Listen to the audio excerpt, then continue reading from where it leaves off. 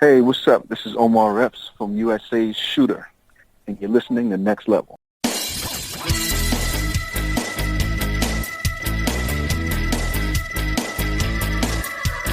this is TJ Miller. Hey, this is Lucky Yates. Hey there, this is Jimmy Simpson. Hello, this is Brad Sherwood. Hi, this is Claire Coffey. This is Andy Daly. Hey there, this is Kevin Durant. Hi, I'm Chris Parnell. Hey, this is TJ Sainz. Hey y'all, this is David Hoffman. You are listening to Next Level Radio. Have fun. It's time for the Showcast. And now, here they are, those pop culture junkies and your hosts, Ben Beck, Adam Gorey, and Steve Richards.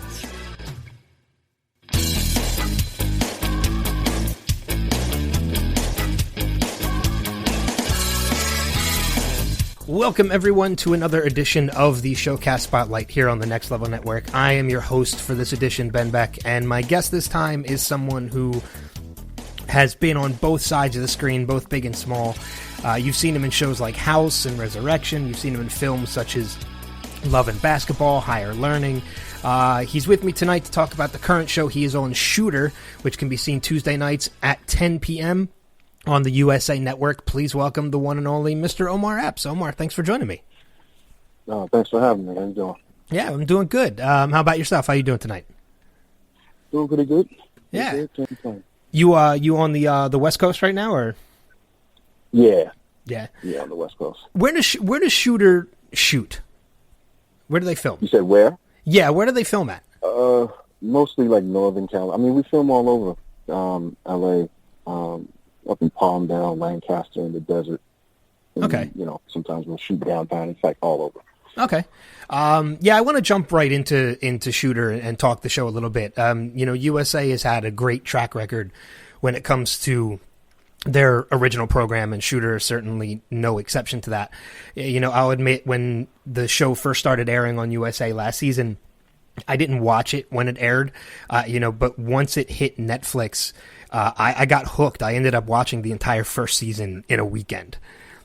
Nice. And now that we're into the second season, I'm completely caught up, and I'm hooked, man. It's a good program. Thank you. Yeah, I mean, look, we were having a lot of fun making the show. It's a good ride so far. Yeah. Your character is certainly one of the most complicated of the series, at least in my opinion. For those that don't watch, tell us a little bit about your character. Well, he's in the gray area, right? Yeah. Let me jump out right here. Sorry.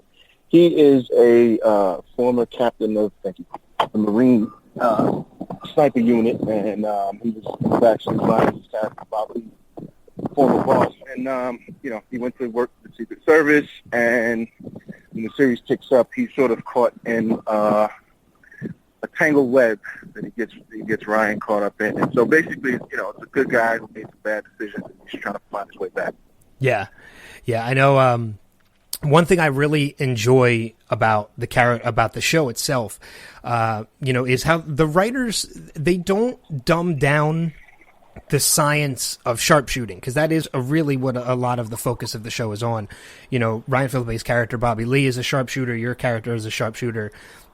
And, you get a lot of the elements of wind speed, curvation of the earth, and all of the elements that are important to that. And that I have to imagine you guys have some good people on the writer side, or at least as consults on the set, that help you with that.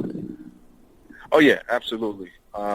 We've got Steve Siepker, who's we call him Sniper Steve. I mean, he's former Marine, LAPD, but he sort of guides us through a lot of that stuff, and I think that the writers have done a good job of just telling it like it is and giving that sort of inside perspective. And I think it's done, at least visually, in kind of a way that the average Joe could pick it up, and it's not kind of over their head, but at the same time it is super technical, and so people who have served and may be familiar with that, they get their dose too. What I mean? It's not, to your point, it's not too dumbed down.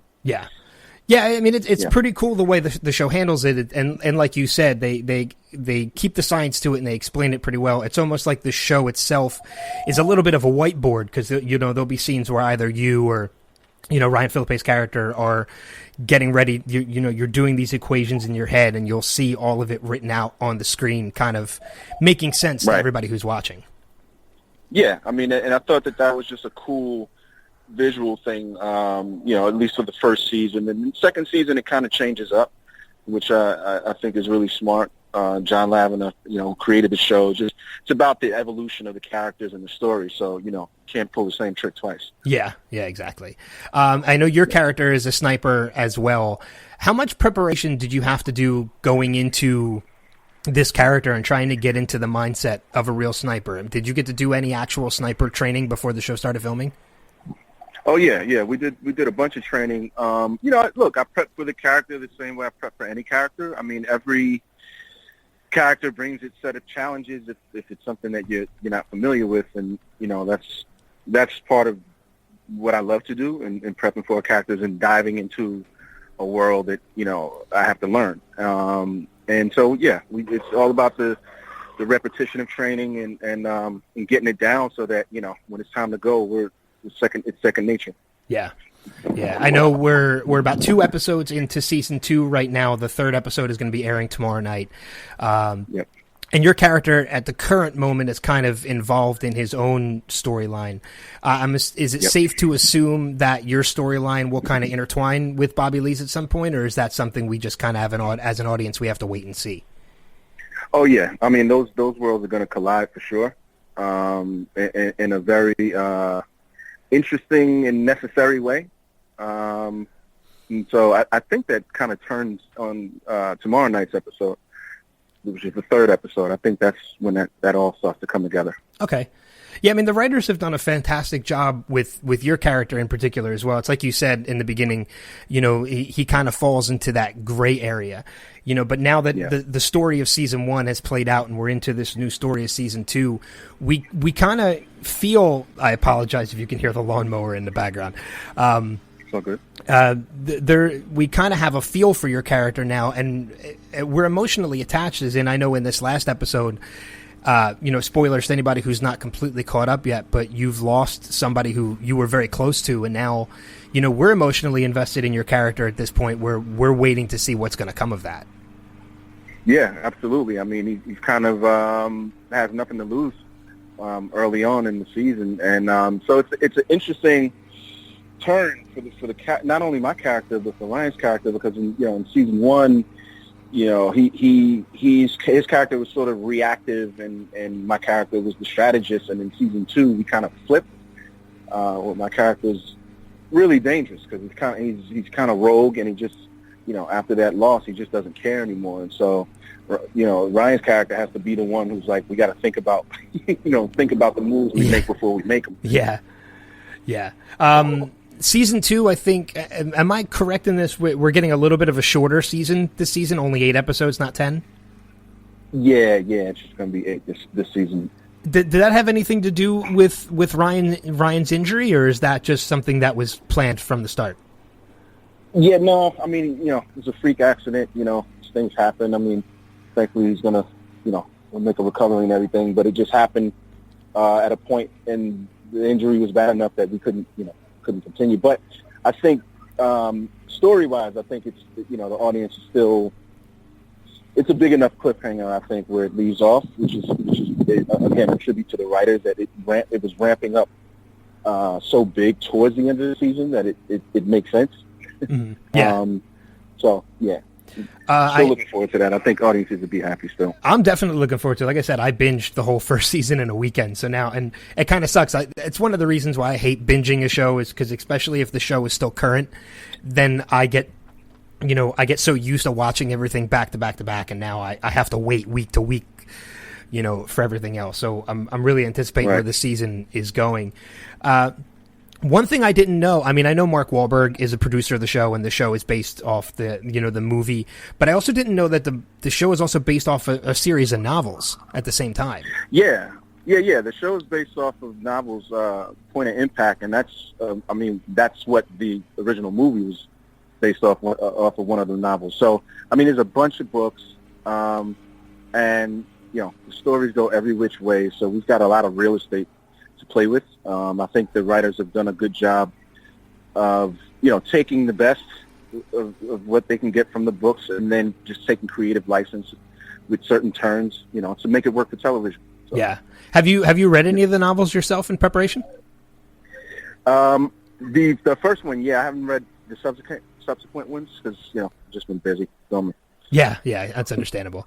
Yeah. So I guess a little bit of a preview without giving any spoilers. What can we expect to see going into the rest of the season 2?